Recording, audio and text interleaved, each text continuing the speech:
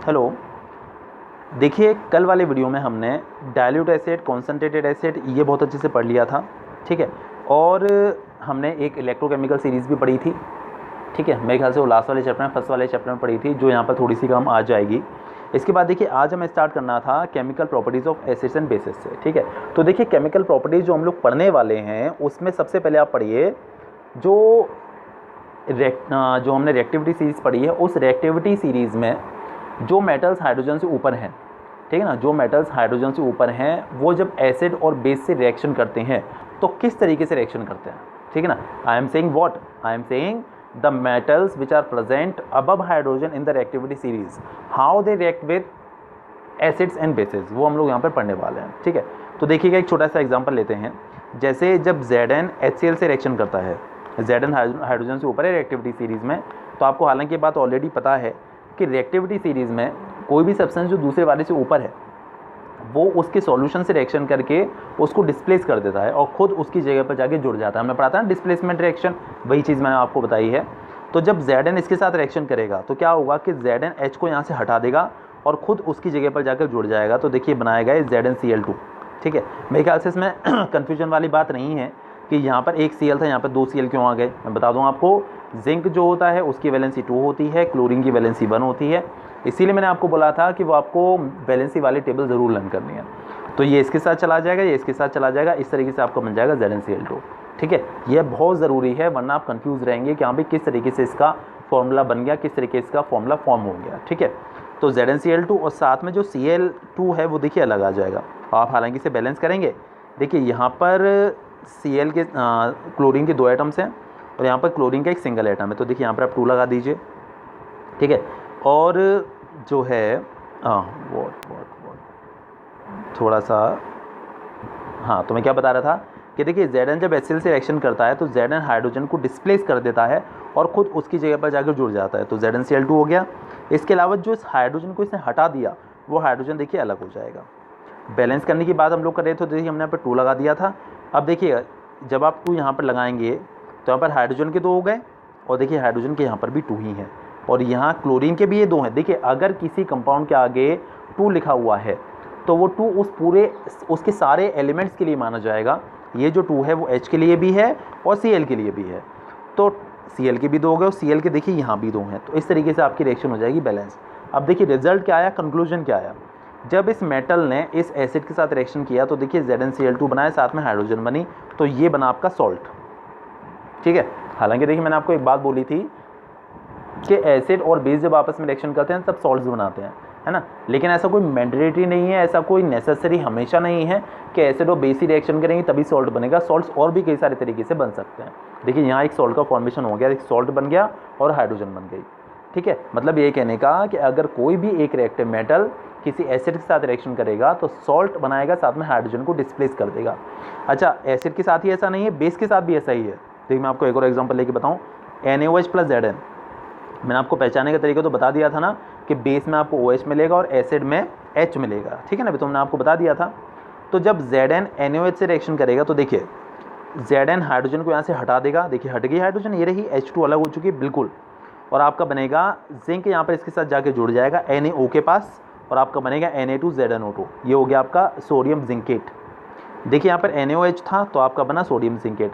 अगर NaOH के place में मान लीजिए आपका KOH होता है और KOH अगर आपका Zn से रिएक्शन करेगा तो जहाँ जहाँ पर Na है वहाँ पर आप K लगा दीजिए, तो आपका बनेगा K2ZnO2, ठीक है, साथ में हाइड्रोजन। ये कहलाता है आपका पोटेशियम जिंकेट। जैसे ये सोडियम जिंकेट था वो कहलाएगा आपका K2ZnO2 पोटेशियम जिंकेट, ठीक है। अच्छा, और देखिएगा ज़रा एग्जाम्पल्स, जैसे और भी HCl का तो हमने डिस्कस कर ही लिया था, हम बात करते हैं HNO3 के बारे में। जब देखिए HNO3 भी एक एसिड ही है, मैंने आपको बताया था किसी के स्टार्टिंग में अगर H आ गया, वाटर को छोड़कर, वाटर को नहीं शामिल कर रहा हूँ मैं, वाटर को छोड़कर किसी और कंपाउंड के आगे अगर H आ गया तो वो एसिड है। तो जब HNO3 Zn से रिएक्शन करेगा, सेम कंडीशन, Zn H को यहाँ से हटा देगा तुरंत, ठीक है। तो Zn अगर H को यहाँ से हटाएगा, देखिए हमारे पास कंडीशन थी Zn प्लस HNO3, राइट, ये तो था। तो जो Zn है यहाँ से H को रिप्लेस कर देगा तो Zn खुद इसकी जगह पर जाके जुड़ जाएगा, तो बनाएगा Zn NO3 का होल ट्वाइस। अब देखिए वापस से बताऊँ कि NO3 का होल ट्वाइस क्यों आया। देखिए जिंक जो है उसकी वैलेंसी है 2 और जो NO3 है नाइट्रेट उसकी वैलेंसी है 1। ये इसके साथ जाता है, ये इसके साथ जाता है, इसीलिए Zn और जो 2 जब इसके साथ जाएगा तो होल ट्वाइस बन जाएगा। समझ पा रहे हैं ना? तो इस तरीके से ZnNO3 का होल ट्वाइस बन गया आपका। ठीक है, ये रहा, और साथ में हाइड्रोजन अलग हो जाती है। ठीक है, तो ये भी आपका एक सॉल्ट है, साथ में हाइड्रोजन। तो ऐसे बहुत सारे काइंड के सॉल्ट्स बन जाते हैं। देखिए एक ZnSO4 बन गया, एक इस तरीके से। अच्छा एक बात और, ये वाला देख लीजिएगा ज़रा, CH3COOH है। ये जब जो CH3COOH जब Zn से रिएक्शन करेगा, CH3COOH जब Zn से रिएक्शन करेगा, ठीक है, तो देखिए मैंने आपको बताया था यहाँ पर ये वाला H जो होता है वो डिस्प्लेस होता है। ये जो H है, मतलब मैं आपको एक एक्सेप्शन बताया था कि बाकी सारे एसिड्स में स्टार्टिंग में H होता है, यहाँ पर पीछे वाला H है। ठीक है ना? तो जो Zn है इस H को यहाँ से हटाएगा और ख़ुद उसकी जगह पर जाकर जुड़ेगा, तो आपका बनेगा CH3COO होल ट्वाइस Zn। ठीक है ना? और साथ में आपका हाइड्रोजन अलग हो जाएगा। ठीक है ना? इस तरीके से आप हाइड्रोजन अलग हो जाएगा, यानी कि H2। इस तरीके आपका फॉर्मेशन हो गया है। ठीक है ना? CH3COO होल ट्वाइस Zn साथ में H2। तो ये बहुत सारे सॉल्ट्स आसानी से आपके बनते चले जाएंगे। ठीक है। अच्छा अब देखिएगा, एक मतलब जैसे यहाँ पर जो गैस रिलीज़ हो रही है वो हाइड्रोजन है हर केस में। अगर आप टेस्ट करना चाहते हैं कि हाँ भाई हाइड्रोजन ही है, तो आप टेस्ट कैसे कर सकते हैं? Pop test. कैसे? आप किसी बर्निंग कैंडल को जहाँ से गैस रिलीज़ हो रही है उस टेस्ट ट्यूब के माउथ पर लेकर जाइए, जहाँ पर भी गैस रिलीज़ हो रही है, मतलब आपने जो रिएक्शन करवाई है जिस कंटेनर में, तो कंटेनर में से जहाँ से भी गैस रिलीज़ हो रही है हाइड्रोजन, वहाँ पर उस बर्निंग कैंडल को आप लेकर जाइए। तो जो कैंडल है वो पॉप साउंड के साथ बर्न होती है, मतलब ऐसे फुट फुट फुट ऐसे करके जो बर्न होगी। ठीक है ना? तो इस तरीके से आप कंफर्म हो जाते हैं कि जो गैस जो रिलीज़ हो रही है दैट इज़ हाइड्रोजन गैस। ठीक है, तो हाइड्रोजन गैस का एक टेस्ट है कि पॉप साउंड के साथ किसी भी कैंडल को या किसी भी ऑब्जेक्ट को बर्न करती है। ठीक है, चलिए इसके बाद हम लोग बात करते हैं action of acids with metal carbonates and metal bicarbonates. देखिए मैं आपको समझा दूं कि मेटल कार्बोनेट क्या है, मेटल बाइकार्बोनेट्स क्या है, उसके बाद हम लोग बात करेंगे आगे। देखिएगा ज़रा अच्छे समझिएगा, जितने भी मेटल कार्बोनेट्स होते हैं या मेटेलिक कार्बोनेट्स होते हैं, देखिए मेटल बहुत सारी हैं, कुछ कॉमन एग्जांपल लेके मैं बताता हूँ। Zinc, sodium, potassium, calcium, cobalt, निकल, आयरन, कॉपर। ठीक है, मतलब जो जनरली दी जाती हैं, एल्यूमिनियम है ना, और कैल्शियम से आपने बोल दिया होगा। ठीक है, लिथियम। तो ये कुछ ऐसी मेटल्स हैं जो कि जनरली हमें दे दी जाती हैं, जनरली हम इनके बारे में स्टडी करते हैं। ठीक है, और भी कई सारी हो सकती हैं। और जो है हाँ, तो देखिए किसी भी मतलब सबसे ज़्यादा यूज़ होती हैं वो होती हैं सोडियम, पोटेशियम, ये ऐसे मेटल्स, कैल्शियम। ठीक है, ये सबसे ज़्यादा यूज़ हुआ करती हैं।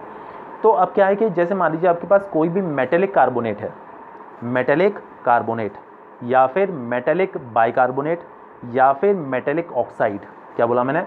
Metallic carbonate, metallic bicarbonate, metallic oxides. ठीक है ना? मेटेलिक ऑक्साइड्स बोला, मेटेलिक कार्बोनेट्स बोला, मेटेलिक बाइकार्बोनेट्स बोला। ठीक है ना? ये सारे के सारे जो सब्सटेंसेज होते हैं वो बेसिक इन नेचर होते हैं। ठीक है, ध्यान रखिएगा, metallic carbonates, metallic bicarbonates, metallic oxides, ये जो होते हैं वो सब बेसिक इन नेचर होते हैं। ठीक है, क्या बोला मैंने? मेटेलिक कार्बोनेट्स या मेटल कार्बोनेट्स, बताऊंगा भी इनके सबके फॉर्मूलाज, कार्बोनेट्स। ठीक है, और मेटल बाइकार्बोनेट्स।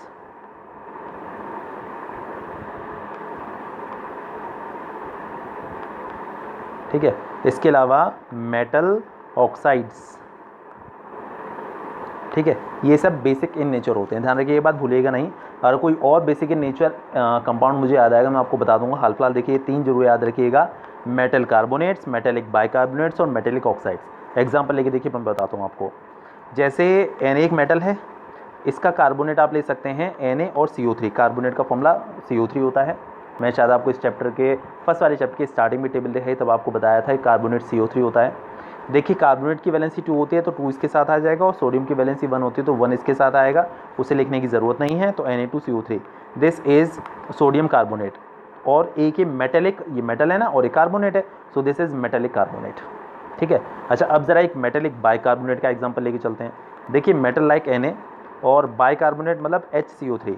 देखिए बाइकार्बोनेट को हाइड्रोजन कार्बोनेट के नाम से भी जाना जाता है। और मैं आपको बता रहा था क्या, हाँ, मैं आपको बता रहा था कि मेटेलिक बाइकार्बोनेट का फॉर्मूला। तो देखिए जैसे Na है तो Na की वैलेंसी 1 है और HCO3 की वैलेंसी भी 1 ही होती है। ये 1 इसके साथ जाएगा, ये 1 इसके साथ जाएगा, तो फ़र्क तो कुछ नहीं पड़ने वाला, ये आपका NaHCO3 ही हो जाएगा। दिस इज़ मेटेलिक बाइकार्बोनेट या फिर मेटेलिक हाइड्रोजन कार्बोनेट। ठीक है, मेटेलिक कार्बोनेट, मेटेलिक बाइकार्बोनेट। इसके बाद देखिएगा एक मेटेलिक ऑक्साइड और देखते हैं। जैसे अब कोई और मेटल ले लेता हूँ, लाइक जिंक ले लेता हूँ मैं, जिंक और एक oxide.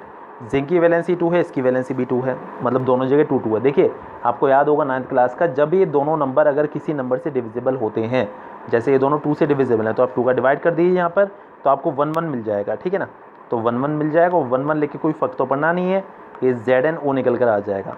So this is metallic oxide. तो इन 3 तरीके के जो कंपाउंड होते हैं वो बेसिक इन नेचर होते हैं। बेसिक इन नेचर का मतलब है बेस की तरह से बिहेव करते हैं। मैंने आपको ये नहीं बोला कि बेस होते हैं, मैंने बोला बेसिक इन नेचर होते हैं। देखिए चैप्टर बहुत अच्छे समझिएगा, ये वाला नहीं आया तो बताइएगा, मैं कोशिश और अच्छे समझाने की करूँगा। लेकिन क्या है कि चैप्टर बहुत ज़्यादा अच्छा है, बहुत ज़्यादा डीप जाके आपको समझना पड़ेगा। ठीक है, पैनिक मत होइएगा, वीडियो जब देखें थोड़ा टाइम देकर देखिएगा, और अगर नहीं समझ आया तो रिकैप करिए, वीडियो को फिर से सुनिएगा। ठीक है ना, और क्योंकि बहुत ही ज़्यादा इंपॉर्टेंट है ये वाला चैप्टर जो है। ठीक है, तो हाँ, मैं क्या आपको बता रहा था कि मेटेलिक ऑक्साइड्स, मेटेलिक कार्बोनेट्स और metallic bicarbonates, those are basic in nature. मैंने बेस नहीं बोला है, बेस में तो OH प्रेजेंट होता है, ये बेसिक इन नेचर होता है। बेसिक इन नेचर मतलब बेस की तरह से बिहेव करते हैं, बेस जैसी प्रॉपर्टीज़ शो करते हैं, है ना। बेसिक इन नेचर का मतलब ये होता है। अच्छा अब देखिएगा, ज़रा समझिएगा। अब हम यहाँ पर एसिड का रिएक्शन करवाने वाले हैं मेटल कार्बोनेट से, मेटल बाइकार्बोनेट से और मेटेलिक ऑक्साइड से। ठीक है, तो देखिएगा ज़रा, जैसे मान लीजिए हमारे पास कोई एसिड है HCl। ठीक है, HCl अपने पास कोई एसिड है, हमने यहाँ पर लिया मेटेलिक कार्बोनेट लाइक Na2CO3। जब Na2CO3 इसके साथ रिएक्शन करेगा तो क्या होगा, देखिए क्या होता है कि ये एसिड है और ये बेस है, मतलब बेस नहीं, मतलब बेसिक इन नेचर है, तो बेस जैसी प्रॉपर्टी शो करता है। तो जब कोई भी एसिड और कोई भी बेस आपस में रिएक्शन करते हैं तो हमेशा सॉल्ट एंड वाटर बनता है। क्या बोला मैंने, जब कोई भी एसिड और कोई भी बेस आपस में रिएक्शन करते हैं तो हमेशा सॉल्ट एंड वाटर बनता है। सॉल्ट क्या होगा, इसका Na ले लीजिए, इसका Cl ले लीजिए, तो इसका सॉल्ट बनेगा NaCl। ठीक है, प्लस सॉल्ट हो गया, साथ में वाटर यानी कि H2O, ये बनना ही बनना है। और अगर इसके अंदर C प्रेजेंट है तो यहाँ पर साथ में CO2 भी बनेगा, NaCl plus H2O plus CO2। अच्छा, बैलेंस आपको करना पड़ेगा। देखिए यहाँ पर Na के 2 हैं तो आपको यहाँ पर 2 लगाना चाहिए। ऐसा करने से देखिए Cl के भी 2 मान लिए जाएंगे, तो यहाँ पर आपको 2 लगाना पड़ेगा। H के भी 2 हो गए और Cl के भी 2 हो गए। देखिए H के यहाँ पर 2 हो गए ना, H के यहाँ पर ऑलरेडी 2 हैं, यहाँ पर ऑक्सीजन के देखिए 3 हैं, और यहाँ पर ऑक्सीजन के 1 and 2 3 हैं, तो अभी रिएक्शन बैलेंस हो गई। मैंने क्या करके बताया आपको, मैंने एक एसिड का किसी मेटल कार्बोनेट के साथ रिएक्शन करके बताया। तो कौन कौन से सब्सटेंसेस मिले हैं आपको, सॉल्ट, वाटर, साथ में CO2। चले, इसके बाद मेटल का किसी एसिड का किसी मेटल बाइकार्बोनेट से रिएक्शन करके बताता हूँ मैं। ठीक है, जैसे मान लीजिए HCl ले लेता हूँ, थोड़ा इजी पड़ेगा। मेटल बाइकार्बोनेट लाइक NaHCO3, ये लिया था ना हमने अभी एग्जांपल जो लिया था मेटल बाइकार्बोनेट का। तो देखिए सॉल्ट, पहले Na और Cl मिलके बनाएंगे NaCl, आपका बन गया सॉल्ट, प्लस वाटर H2O बनना ही बनना है। और देखिए मैंने आपको बताया कि अगर यहाँ पर C प्रेजेंट है, CO3 है ना, तो साथ में CO2 भी आपका बनेगा। बैलेंसिंग आप देख लीजिएगा, या चलिए बता देता हूँ। देखिए यहाँ पर Na का 1 है, यहाँ भी Na का 1 है, Cl का 1 है, Cl का 1 है, हाइड्रोजन का 1 and 1 2, तो देखिए यहाँ पर 2, ऑक्सीजन के देखिए 3, तो 1 ये और 2 ये, मतलब ये बैलेंस है रिएक्शन। अच्छा ये बात देखिएगा, वही कंपाउंड्स बने हैं जो इससे पहले वाले एग्जाम्पल में बने थे। जब हमने यहाँ पर Na2CO3 लिया था ना, तब भी यही सारी चीज़ें बनी थी, बस बैलेंसिंग का चक्कर हो गया, बैलेंसिंग अलग हो गई, बाकी सारी चीज़ें सेम है। ठीक है, चलिए इसके बाद देखिए थोड़ा सा मैं आपको मुश्किल एग्जांपल लेके बताता हूँ। कोई एसिड लाइक H2SO4 लेते हैं हम इस बार। ठीक है, H2SO4 का मान लीजिए हम रिएक्शन करवा देते हैं, किससे करवा दूँ, मेटल कार्बोनेट से करवा लेता हूँ, Na2CO3 से। ठीक है, या चलिए NaHCO3 से करवा लेता हूँ, या छोड़िए Na2CO3 ले लेते हैं। ठीक है, Na2CO3, तो देखिए पहले बनेगा सॉल्ट। सॉल्ट क्या होगा, देखिए Na और यहाँ पर है SO4, तो सॉल्ट आपका बनेगा Na2SO4, प्लस वाटर तो बनना ही बनना है H2O, और यहाँ पर अगर C है तो आपका CO2 भी बनेगा। इस तरीके से आपका फॉर्म तरीका वही है, salt plus water plus CO2। तो क्या होता है कि जब कोई भी एसिड किसी मेटल कार्बोनेट या फिर मेटेलिक बाइकार्बोनेट से रिएक्शन करता है तो क्या बनता है, सॉल्ट बनता है, वाटर बनता है और साथ में आपका जो है CO2 बनता है, ठीक है। चलिए इसके बाद हम लोग लेते हैं, अगर किसी एसिड का आप किसी मेटल ऑक्साइड से रिएक्शन करवा दें, क्या बोला मैंने, अगर किसी एसिड का आप किसी मेटल ऑक्साइड से रिएक्शन करवा दें तब क्या होगा। कोई भी एसिड लाइक HCl ले लिया वापस से मैंने, मेटल ऑक्साइड लाइक ZNO ले लिया, ZNO नहीं लेते, कुछ और लेते हैं, लाइक Na2O ले लिया, मेटल ऑक्साइड है ना ये भी, Na2, मेटल का oxide is metal oxide, right. तो देखिएगा जब Na2O से रिएक्शन करेगा तो मैं क्या बताया, सॉल्ट तो बनना ही बनना है, Na और Cl मिलके NaCl बनाएंगे, साथ में वाटर बनेगा H2O। अच्छा यहाँ पर देखिए Cv नहीं है कुछ, तो यहाँ पर CO2 बनने का कोई मतलब नहीं है, तो सॉल्ट बनेगा प्लस वाटर बनेगा, बस इसके अलावा कुछ नहीं बनेगा। ये आपको मेरे ख्याल समझ में आ गया होगा, ठीक है। तो आप समझ गए 3 बातें, किसी भी एसिड का जब किसी मेटल कार्बोनेट, मेटल बाइकार्बोनेट या फिर मेटल ऑक्साइड से रिएक्शन होता है तो किस तरीके से रिएक्शन होता है, ठीक है। इसके बाद बढ़ते हैं हम लोग आगे, एक टर्म है लाइम वाटर टेस्ट, ठीक है। लाइम वाटर टेस्ट मतलब ये कहने का कि देखिए यहाँ जो रिलीज़ हो रही है CO2, अब कैसे कंफर्म हो, कैसे श्योर हो कि जो गैस रिलीज़ हो रही है वो CO2 ही है, तो इसके लिए आप लाइम वाटर का टेस्ट कर सकते हैं। देखिए लाइम वाटर का टेस्ट कैसे करेंगे कि लाइम वाटर का फॉर्मूला शायद आपको याद होगा, फर्स्ट वाले चैप्टर में पढ़ा था हमने।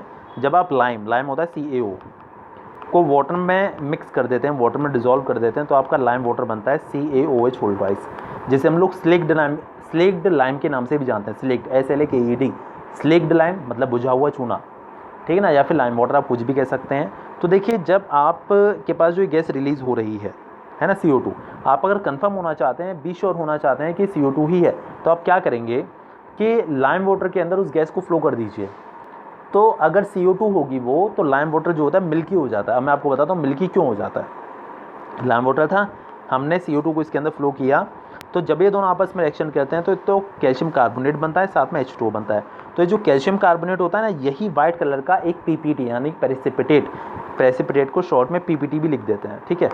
तो ये जो होता है कैल्शियम कार्बोनेट, ये एक वाइट कलर का PPT बनाता है, प्रेसिपिटेट बनाता है, और इसकी वजह से जो सॉल्यूशन है वो मिल्की हो जाता है, ठीक है।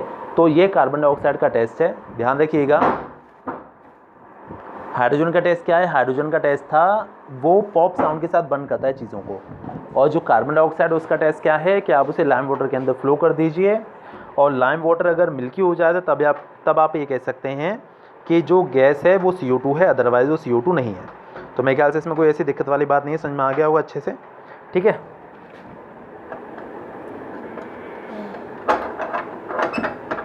चलिए इसके बाद हम लोग बात करते हैं आगे कि अगर हम लोग जो भी हम CO2 का जो टेस्ट कर रहे थे लाइम वाटर में फ्लो करके, अगर हम CO2 के अमाउंट काफ़ी ज़्यादा कर दें तब क्या होगा। अगर हम उसके अंदर CO2 के अमाउंट को काफ़ी ज़्यादा कर देते हैं तब कौन सी कंडीशन आएगी, ये मैं आपको समझाता हूँ। पहले देखिएगा, देखिए मैं आपको एक और बात बताऊँ, इस चैप्टर में थोड़ा सा टाइम लग सकता है, तो पैनिक नहीं होगा। अच्छी बात है कि भाई हम पहले इसको करे ले रहे हैं, क्योंकि ये मेरे ख्याल से सबसे बड़ा चैप्टर है, मतलब बड़ा क्या, सबसे अच्छा चैप्टर आप इसे मान के चलिए, ठीक है ना। तो इस वजह से मैं अच्छे समझाने की भी कोशिश कर रहा हूँ, ठीक। बाकी आप प्रैक्टिस जरूर करते रहिएगा, नोट्स आपको मिल गए होंगे। चलिए इसके बाद देखिएगा, मैं आपको बोलना चाह रहा था हाँ कि जो लाइम वाटर है, लाइम वाटर में CO2 को फ्लो करने पर उसका कलर मिल्की हो जाता है, इसकी वजह से मिल्की होता है, ठीक है। अच्छा एक बात और, एग्ज़ाम के टाइम पे आप थोड़ा सा ना वीडियो कुछ टाइम पहले से जो वीडियोस आपके पास हैं वो सब रिकैप कर लिया करिए, तो दिमाग में चीज़ें ना वापस से उसका रिकैप्चुलेशन जब हो जाता है तो दिमाग में चीज़ें बैठी रहती हैं, ठीक है ना। वरना क्या होता है, दिमाग से थोड़ी सी स्कैटर हो जाती हैं, थोड़ा सा निकल जाती हैं, ऐसा भी कई बार हो जाता है। जैसे हमने लास्ट चैप्टर में पढ़ा था कि सिल्वर ब्लैक क्यों हो जाती है, कॉपर ब्लैक क्यों हो जाता है, किस कंपाउंड की वजह से जो ब्लैक हो जाता है, तो ये सारी चीज़ें बड़ी काम आ जाती हैं, ठीक है। हाँ जी, तो मेरी बात अधूरी रह गई कि CO3 जो बन गया था, ठीक है, अच्छी बात है, इसकी वजह से मिल्की हो गया। अब आप अगर CO2 को और ज़्यादा उसके अंदर फ्लो कर दें, अगर आप CO2 को और ज़्यादा फ्लो कर दें, तो देखिए CaCO3 प्लस H2O तो था ही, इसमें हमने और CO2 डाल दी, तो और CO2 डालने के बाद इसमें एक कॉम्बिनेशन रिएक्शन होती है, कॉम्बिनेशन रिएक्शन में सारी चीज़ें कंबाइन हो जाती हैं और आपका बनता है CaHCO3 whole twice, calcium bicarbonate, CaHCO3। देखिए HCO3 आपको पता है बाइकार्बोनेट होता है, HCO3 को बाइकार्बोनेट या फिर हाइड्रोजन कार्बोनेट के नाम से जाना जाता है, तो आपका बन जाता है CaHCO3 का होल ट्वाइस, ठीक है, कैल्शियम बाइकार्बोनेट, ये आपका फॉर्म हो जाता है, ठीक है। तो ये जो कंपाउंड बनता है ये वाटर में सॉल्युबल है, और इसके वाटर में सॉल्युबल होने की वजह से, मतलब ये पानी में डिजॉल्व हो जाता है, इसकी वजह से उसका जो कलर है मिल्की कलर वो डिसअपियर हो जाता है। क्वेश्चन पूछे आता है कि when excess of CO2 is allowed to flow in lime water, it's milky colour disappears why. तो आप बताएंगे कि जब ऐसा होता है, आप रिएक्शन लिखकर बताएंगे, then CH CO3 calcium bicarbonate forms and because of this is soluble in water the milky colour of calcium carbonate disappears. तो कैल्शियम कार्बोनेट का जो मिल्की कलर वो डिसअपियर हो जाता है। ठीक है, इसके बाद समझिएगा न्यूट्रलाइजेशन रिएक्शन। न्यूट्रलाइजेशन रिएक्शन, देखिए नाम से पता चला है न्यूट्रलाइजेशन। इसमें क्या होता है कि जो भी सब्सटेंसेस आपस में रिएक्शन करते हैं, सब्सटेंसेस क्या, एसिड और बेस जो आपस में रिएक्शन करते हैं। देखिए जब एक एसिड और एक बेस आपस में रिएक्शन करते हैं तो बनता है, मतलब वो एक्चुअली एसिड और बेस जो होते हैं वो एक दूसरे के एंटी होते हैं, बिल्कुल अपोजिट होते हैं, उनके अंदर बिल्कुल एक दूसरे की ऑपोजिट प्रॉपर्टीज़ होती हैं। तो जब वो एक दूसरे से रिएक्शन करते हैं तो वो एक दूसरे के इफेक्ट को न्यूट्रलाइज कर देते हैं, न्यूट्रल कर देते हैं, एक दूसरे की प्रॉपर्टीज़ को न्यूट्रल कर देते हैं। तो इसीलिए इस काइंड की रिएक्शन को न्यूट्रलाइजेशन रिएक्शन कहा जाता है। When an acid reacts with a base, जब एक एसिड एक बेस के साथ रिएक्शन करता है, it forms salt and water. तो हमेशा सॉल्ट और वाटर बनता है, हमेशा सॉल्ट एंड वाटर बनता है। And this kind of the reaction is said to the neutralization reaction. और इस काइंड की रिएक्शन को न्यूट्रलाइजेशन रिएक्शन के नाम से जाना जाता है। ठीक है, ध्यान रखिएगा, बोलिएगा नहीं। क्या करना है हमें, एक एसिड और बेस, जैसे एक एसिड ले लिया हमने लाइक HCl, राइट, एक बेस ले लिया हमने NaOH। जब ये दोनों आपस में रिएक्शन करेंगे तो देखिए सॉल्ट एंड वाटर, Na और Cl मिलके बना लेता है NaCl, दिस इज सॉल्ट। साथ में ये H और ये OH मिलके बनाता है H2O। तो सॉल्ट बना, वाटर बना, और ये एक दूसरे के इफेक्ट को न्यूट्रलाइज कर देते हैं, पावर को ख़त्म कर देते हैं। इसीलिए इस काइंड की रिएक्शन को न्यूट्रलाइजेशन रिएक्शन के नाम से जाना जाता है। ठीक है, तो मेरे ख्याल से कोई इसमें दिक्कत नहीं है, समझ में आ गया होगा अच्छे से। चलिए बहुत बढ़िया, एक और एग्जांपल ले लीजिए। देख हाँ, एक बात और मैं आपको बता दूं, मैं कभी भूल जाऊंगा बाद में। NaOH ये सोडियम हाइड्रोक्साइड है, इसे हम लोग लिख लीजिएगा कॉस्टिक सोडा के नाम से भी जानते हैं, कॉस्टिक सोडा। ठीक है, CausticSoda, कॉस्टिक सोडा। अच्छा, अब अगर जैसे मान लीजिए आप NaOH में Na की जगह पर K ले लें, लाइक KOH, ठीक है ना, इसे बोलते हैं potassium hydroxide, K is potassium. Symbols अगर याद नहीं है तो देखिए सिंबल से याद करिएगा। ठीक है, दिस इज़ पोटेशियम हाइड्रोक्साइड, और इसे कॉस्टिक पोटैश के नाम से भी जाना जाता है, कॉस्टिक पोटैश, ये इनके कॉमन नेम है, बाई चांस अगर आप भूल जाएं। Caustic potash, POTASH, this is SH, okay, POTASH। चलिए इसके बाद देखिएगा, मैं आपको बता रहा था रिएक्शन ऑफ, हाँ मैं आपको एक और एग्जांपल लेके बताता हूँ न्यूट्रलाइजेशन रिएक्शन का। लाइक जैसे हमने एक एसिड ले लिया यहाँ पर H2SO4, कोई बेस ले लिया लाइक KOH, मैं आपको अच्छे से समझा चुका हूँ, जिसमें OH आता है वो बेस होता है। जब ये आपस में रिएक्शन करते हो, देखिए मैं क्या बताया, सॉल्ट एंड वाटर, तो KSO4 से रिएक्शन करेगा और बनाएगा K2SO4। ठीक है, 2 क्यों आया आपको ये बात पता चल चुकी है, बैलेंसिंग की वजह से, बैलेंसिंग की वजह से, साथ में वाटर H2O, इस तरीके से इनका फॉर्मेशन हो जाएगा। अब आप इसे बैलेंस करेंगे तो देखिए यहाँ पर पोटेशियम के 2 हैं, तो आपको यहाँ पर 2 लगाना पड़ेगा। ठीक है, अच्छा अब देखिएगा थोड़ा और बैलेंसिंग करिए, हाइड्रोजन की देखिए यहाँ पर 2 है, यहाँ पर भी 2 ही हैं। और जो है ऑक्सीजन की बात करें तो देखिए ये 2 यहाँ और 4 ये, तो 6 हो गए। और ऑक्सीजन के देखिए यहाँ पर है 4 और यहाँ पर है आपका 1, तो आपको यहाँ पर 2 लगाना पड़ेगा। तो 4 और ये वाला 2, तो कुल मिला के 6 हो गए। ठीक है, और पोटेशियम का हो गया। अब हाइड्रोजन का देखिए, हाइड्रोजन का थोड़ा गड़बड़ हो गया। हाइड्रोजन का देखिए यहाँ पर 2 2s are 4 हो गया। और हाइड्रोजन के देखिए यहाँ ये 2 ये और 2 ये, तो कुल मिला के ये भी हाइड्रोजन के 4 हैं। इस तरीके से आप इस रिएक्शन को बैलेंस कर सकते हैं। ठीक है, चले इसके बाद हम लोग बात करते हैं reaction of metal oxide with acid. देखिए मैं आपको समझा चुका हूँ कि जब मेटल ऑक्साइड एसिड से रिएक्शन करते हैं तो क्या होता है, मेटल ऑक्साइड जो होते हैं वो बेसिक इन नेचर होते हैं। जब वो एसिड से रिएक्शन करेंगे तो सॉल्ट बनाएंगे, साथ में वाटर बनाएंगे। ये बात आप समझ चुके हैं बहुत अच्छे से। ठीक है, चले इसके बाद हम लोग बात करते हैं आगे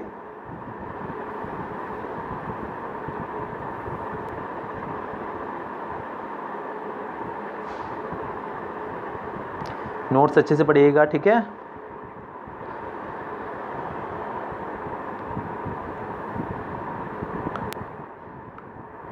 reaction of non metallic oxides with base, reaction of non metallic oxides with base. देखिए अभी हमने डिस्कस किया था मेटेलिक ऑक्साइड्स के बारे में। मेटेलिक ऑक्साइड्स जो होते हैं वो बेसिक इन नेचर होते हैं, तो ऑब्वियसली जो नॉन मेटेलिक ऑक्साइड्स हैं वो एसिडिक इन नेचर होंगे। जैसे कार्बन एक नॉन मेटल है, तो कार्बन जब एक नॉन मेटल है तो इसका जो ऑक्साइड है लाइक CO2, ये एसिडिक इन नेचर है। ठीक है ना, एसिडिक इन नेचर, एसिडिक मतलब एसिड जैसी प्रॉपर्टीज इसके अंदर होती हैं। एसिड में नहीं बोल रहा हूँ मैं, जैसे एसिडिक इन नेचर बोल रहा हूँ। जैसे मान लीजिए सल्फर डाइऑक्साइड है, ये भी एसिडिक इन नेचर है, ठीक है। तो ये चीज़ ध्यान रखिएगा। तो देखिएगा ये बेस है और ये एसिडिक इन नेचर है। तो जब देखिए ये बेस और एसिडिक इन नेचर मतलब एसिड जैसी प्रॉपर्टीज़ आपको दिखाएगा। तो जब एक बेस और एक एसिड आपस में रिएक्शन करते हैं तो सॉल्ट और वाटर बनता है। तो देखिए यहाँ पर सॉल्ट बनेगा आपका CaCO3, Ca इसका आया और CO2 यहाँ पर प्रेजेंट था ही, A को यहाँ से निकल कर आ जाता है तो CaCO3 बन जाता है जो कि आपका सॉल्ट हो गया और साथ में H2O, सॉल्ट एंड वाटर, ठीक है। तो कैसी प्रॉब्लम वाली बात बिल्कुल भी नहीं है इसके अंदर, और समझ में आ भी आएगा आपको अच्छे से वाली चीज़। अच्छा, इसके बाद ज़रा आप आगे बढ़िएगा, ठीक है। ध्यान रखिएगा metallic oxides basic in nature होते हैं और non metallic oxides acidic in nature होते हैं, ठीक है। हाँ जी, इसके बाद मैं आपको बताना चाह रहा था कि जब एसिड और बेस वाटर में मिक्स किए जाते हैं, जब एसिड और बेसिस को वाटर में डिज़ोल्व किया जाता है तब क्या होता है, ठीक है ना। जब किसी एसिड या किसी बेस को वाटर में डिज़ोल्व करते हैं, देखिए मैं आपको बता दूं, हालांकि मैं कल हो सकता है थोड़ा सा ब्रीफली आपको बता दिया हो कि जब कोई एसिड लाइक HCl को आप वाटर में मिक्स करते हैं, यानी H2 के साथ रिएक्शन करवाते हैं, तो इसमें से H+ अलग हो जाता है, Cl- अलग हो जाता है, और ये जो आपका H2O है वो तो देखिए एज इट इज़ प्रेजेंट है ही, ठीक है। H+ आयन बनता है, साथ में Cl-, Cl है तो Cl- बन गया। तो बेसिकली क्या होता है, जब कोई एसिड वाटर में जो मिक्स किया जाता है वाटर के साथ, उसको डिज़ोल्व किया जाता है तो H+ आयन का फॉर्मेशन होता है। अब ये जो H+ आयन है इस H2O के साथ फर्दर रिएक्शन कर लेता है। यहाँ पर देखिए एक HA है और 2 HA है, जब ये दोनों आपस में रिएक्शन करते हैं H+ और H2O तो आपका बन जाता है H3O+। इसे बोला जाता है हाइड्रोनियम आयन। क्या बोला जाता है? हाइड्रोनियम आयन, भूलिएगा नहीं, ठीक है। तो जब कोई एसिड वाटर के साथ कंबाइन होता है तो बनता है हाइड्रोनियम आयन, ये लिखा हुआ है देखिएगा H3O+। अच्छा, जब कोई बेस वाटर के, वही चीज़ें मैं आपको समझाई है अभी, और जब कोई बेस वाटर के साथ रिएक्शन करता है लाइक NaOH है, आप NaOH को वाटर में डिज़ोल्व कर दीजिए H2O, तो इसमें क्या होगा कि Na के ऊपर तो आ जाएगा पॉजिटिव चार्ज और OH के ऊपर आ जाएगा नेगेटिव चार्ज, और ये बन जाता है आपका हाइड्रोक्सिल आयन, ठीक है ना। तो क्या होता है कि जब बेस वाटर में डिज़ोल्व होता है तो हाइड्रोक्सिल आयन बनता है, जब एसिड वाटर में डिज़ोल्व होता है तो हाइड्रोनियम आयन बनता है। तो आपको ये बात आपको भूलनी नहीं है, ठीक है। ये सारे देखिए ऐसे ही एग्जांपल्स हैं। HCl को रिएक्शन मतलब HCl को वाटर में डिज़ोल्व करके बताया हुआ है, यही बना है। NaOH को बताया हुआ है तो OH- बना है, KOH को बताया हुआ है तो भी OH- आयन बना है। MgOH whole twice magnesium hydroxide, ठीक है ना, को दिखाया हुआ तो देखिए ये बना है। अच्छा, एक बात और मैं आपको बता दूं कि मैग्नीशियम हाइड्रोक्साइड जो ना, इसे हम लोग मिल्क ऑफ मैग्नीशिया के नाम से भी जानते हैं, ठीक है।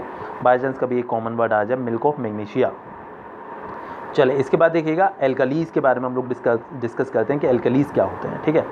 अब देखिए ये जो रिएक्शन वाला पार्ट है यहाँ तक ज़्यादा था, मतलब हालांकि आगे आएगा तो सही लेकिन थोड़ा सा कम हो जाएगा, है तो सही आगे, मतलब पूरा चैप्टर ही रिएक्शन से भरा हुआ है। तो देखिए पैनिक बिल्कुल नहीं होइएगा, क्योंकि अगर आप पैनिक हो गए तो मामला थोड़ा सा हो जाएगा गड़बड़, तो पैनिक नहीं होना है। हाँ, तो मैं आपको बता रहा था एल्कलीज के बारे में कि एल्कलीज क्या होते हैं, ठीक है। समझिएगा ज़रा एल्कलीज क्या होते हैं। देखिए बहुत सारे बेसिस ऐसे होते हैं, बेस आप समझ चुके हैं बेस क्या होते हैं, आप कलम ने डेफिनेशन भी इसकी पढ़ ली थी कि बहुत सारे बेसिस ऐसे होते हैं जो कि वाटर में डिज़ोल्व हो जाते हैं, ठीक है ना। तो ऐसे बेसिस जो कि वाटर में डिज़ोल्व हो जाते हैं उन्हें हम लोग एल्कलीज के नाम से जानते हैं, ठीक है ना। अगर कोई बेस वाटर में डिज़ोल्व हो जाता है तो हम उसे एल्कली कहा करते हैं, उसका प्लूरल एल्कलीज होता है। Those bases which are soluble in water are said to be the alkalis, और इनके कुछ एग्जांपल्स देख लीजिए। देखिए आप NaOH, KOH, CaOH whole twice, NH4OH, ये कुछ ऐसे बेसेस हैं। सब में देखिए OH प्रेजेंट है तो सब बेस हैं जो कि वाटर में डिज़ोल्व हो जाते हैं, इसीलिए आप इन्हें एल्कलीज कह सकते हैं। देखिए मैं आपको एक दो एग्जांपल ऐसे बता दूं जो बेस तो हैं बट वो एल्कलीज नहीं है, जैसे copper hydroxide CuOH whole twice, CuOH whole twice, ठीक है। Ferric hydroxide FeOH whole thrice, ठीक है। ये कुछ ऐसे हैं जो कि ऐसे बेसिस हैं जो कि वाटर में डिज़ोल्व नहीं हो पाते, ठीक है ना। तो आप इन्हें कह सकते हैं कि ये एल्कलीज नहीं है, ठीक है। अच्छा, एक बात और बताऊँ मैं आपको, सारे बेसिस जो होते हैं, सारे बेसिस वाटर में डिज़ोल्व नहीं हो पाते, उनमें से कुछ हो जाते हैं। तो ऐसे बेस जो वाटर में डिज़ोल्व हो जाते हैं वही एल्कलीज कहलाते हैं। Those bases which are soluble in water which can be dissolve in water are said to be the alkalis. तो एक बात ध्यान रखिएगा कि सारे एल्कलीज तो बेस होते हैं लेकिन सारे बेसिस जो होते हैं वो एल्कलीज नहीं होते, ठीक है। देखिए यहाँ पे लिख दिया है नोट करके मैंने कि all alkalis are bases but all bases are not alkalis, ये बात ध्यान रखिएगा, ठीक है। और देखिएगा ज़रा एक ही प्रिकॉशन, देखिए जैसे मान लीजिए आप एसिड या बेस को वाटर में मिक्स करना चाहते हैं, तो एक बात ध्यान रखिए, हमेशा वो एसिड या बेस को वाटर के अंदर डालना है, वाटर को एसिड या बेस के अंदर नहीं डालना है, ठीक है ना। हमेशा वाटर और एसिड या बेस जो होते हैं वही वाटर के अंदर डिजोल्व किए जाते हैं। इसका मैं रीज़न बताता हूँ आपको क्या होता है। देखिएगा जैसे हमारे पास एक एसिड है और एक वाटर की बोतल है, हम दोनों को आपस में मिक्स करना चाहते हैं, तो हमें एसिड को वाटर के अंदर डालना चाहिए, वाटर को एसिड में नहीं डालना चाहिए। रीज़न बता रहा हूँ क्यों। देखिए जब एसिड और वाटर या फिर बेस और वाटर जब आपस में कंबाइन होते हैं तो जो रिएक्शन होती है वो एक एक्सोथर्मिक रिएक्शन होती है। आपको पता है एक्सोथर्मिक रिएक्शन क्या होती है, जिसमें एनर्जी रिलीज हो उसे एक्सोथर्मिक, जिसमें हीट एनर्जी रिलीज हो उसे एक्सोथर्मिक रिएक्शन कहा जाता है।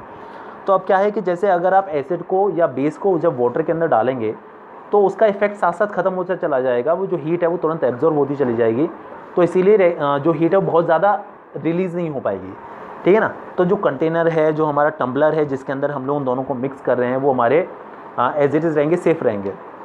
बट अगर आप वाटर को एसिड या बेस के अंदर डाल देंगे तो इतनी ज़्यादा हीट एनर्जी रिलीज़ हो सकती है कि वो जो टम्बलर है, जो कंटेनर, वो ब्रेक हो जाए, है ना। हाईली एक्सोथर्मिक रिएक्शन हो सकती है, वो बहुत ज़्यादा एक्सोथर्मिक पता है आपको, एक्सोथर्मिक रिएक्शन में एनर्जी रिलीज़ होती है। तो उस चीज़ को ओवरकम करने के लिए हमेशा एसिड को या फिर बेस को वाटर के अंदर डालना चाहिए, वाटर को एसिड या बेस के अंदर नहीं डालना चाहिए, ठीक है। तो मेरे ख्याल से कोई दिक्कत वाली बात नहीं है। अच्छा एक बात मैं आपको बता चुका हूँ पहले भी कि अगर बोल दिया जाए कि डाइल्यूट और कॉन्सनट्रेटेड में कौन ज़्यादा स्ट्रॉन्ग है, तो आपको क्या आंसर बताना है, डाइल्यूट।